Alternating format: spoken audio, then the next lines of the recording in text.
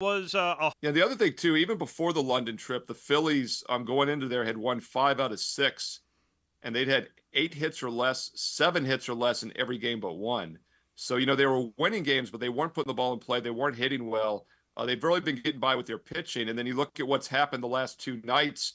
They've given up 17 runs, 27 hits in those 2 games to Boston. So yeah, maybe Boston is heating up, but I think a part of that also is that the Phillies are starting to wear down. how much are you just putting up the X and saying just steer me clear of the Atlanta Braves right now, because I don't know what I'm seeing day to day out of the Atlanta Braves.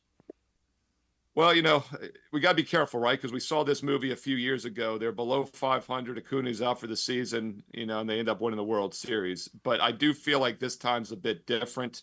And what concerns me with Atlanta, once again, I talk about offensive momentums. So much gets lost in baseball about the starting pitchers each day, but the offensive momentum is a daily factor, and teams go through ebbs and flows. And the Braves, up to a few weeks ago, had a run I've really hardly seen in my 30-year career. They went over once in 21 games. They went 19-1-1 under over a 21-game span back in late May, early June. And the offense has still been very inconsistent. In fact, that game against Baltimore yesterday was the first time they've had double-digit hits. It was the first time they had more than 8 hits in a game since June 1st. Jeez. So I just need to see more offensive momentum before I'm going to trust the Braves, and they've been a huge money burner so far this year. Goodness, I twist the knife there a little bit, but Steve bringing the facts that you need to know. So tell the folks on how to hook up with you there on Wager Talk, sir. You can get my daily best bets. I've got a best bet for Game 4 tonight for the NBA. It's a $5 customer appreciation at wagertalk.com. So it's a great time to check it out. I also post a free baseball play every day on my page, Steve Merrill, wagertalk.com.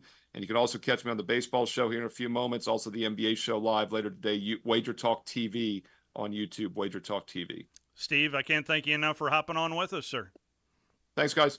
That's Steve Merrill again, Wager Talk TV. And I'm telling you, the fact that he went there with the Braves, oh, goodness gracious.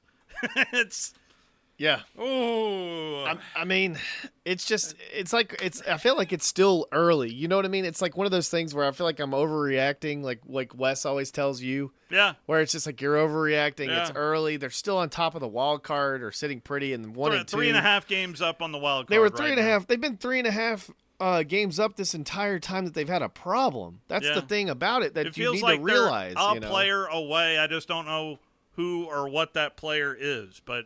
Anyway, good stuff there from Steve Merrill, but I really think that Edmonton's going to make this more of a series in the Stanley Cup Final. I agree final. with you asked him that. Yeah, no, I honestly I didn't think that was going to start off that way, but man, it was like it was really showing. It was 4-1 before you could settle in. A defensive team looking offensive in that game on the road.